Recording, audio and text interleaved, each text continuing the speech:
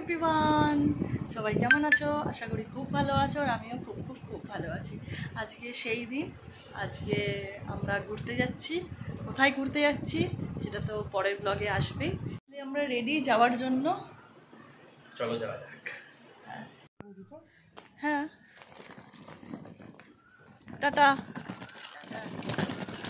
বেরিয়ে ট্রেনের উদ্দেশ্যে চুঁচুড়া স্টেশন যাচ্ছিলাম। বাড়ি থেকে বেরিয়েছিলাম ওই 4:45 মতো, আর ট্রেন ছিল আমাদের চুঁচুড়া স্টেশন থেকে 4:12-তে। তো সেখান থেকে আমরা ফার্স্ট যাব কলকাতা, মানে হাওড়া স্টেশন। হাওড়া থেকে আমরা মেট্রো করে যাব প্ল্যানেট, সেখান থেকে আমাদের বাসে করে যাব।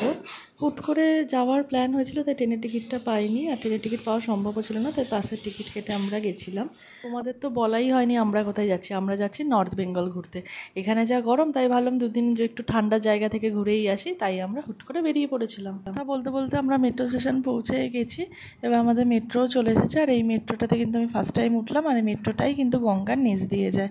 এই ব্লু দাগ যেটা দেখছো, ব্লু দাগ মানে মেট্রোটা এখন গঙ্গার নিচ দিয়ে যায়। এবার আমরা পৌঁছে গেছি স্প্ল্যানেড মেট্রো স্টেশন। এখান থেকে আমরা যাব স্প্ল্যানেড বাস স্ট্যান্ড। ওখানেই আমাদের আজকে যাওয়ার বাস আছে, যেটা সন্ধ্যেবেলা ঠিক 6:30 নাগাদ ছাড়বে, আর কালকে সকাল 7টার মধ্যে আমাদের শিলিগুড়ি পৌঁছে দেবে। আমি কিন্তু এই ফার্স্ট টাইম বাসে করে শিলিগুড়ি যাচ্ছি। দেবাঞ্জন আমার জন্য স্লিপার এসি বাস বুক করেছিল। আমরা বাসের জন্য ওয়েটিং রুমে অপেক্ষা করছিলাম, তারপর আমাদের বাস চলে এসেছে। আর বাস আসার পর আমরা লাগেজগুলোকে একটা একটা করে ঢুকিয়ে নিচ্ছিলাম, তারপরে কয়েকটা ফটো তুলে নিয়ে আমরা বাসের ভেতরে ঢুকলাম। আর দেখো বাসটা কত সুন্দর দেখতে লাগছিল, যেমন বাইরে থেকে তেমন ভেতর থেকেও খুব সুন্দর, আর পুরোটাই স্লিপার এসি বাস ছিল। এরপর আমরা নিজেদের সিটে উঠে গেলাম। নিজেদের সিটে উঠে দেখো আমাদের দুজনের জন্য টিভি ছিল, চার্জিং পয়েন্ট ছিল, দুটো লাইট ছিল টিভিতে, যাতে শুনতে পাই তার জন্য দুটো হেডফোনও ছিল, আর দুটো বালিশ দিয়েছিল, আর দুটো কম্বল দিয়েছিল।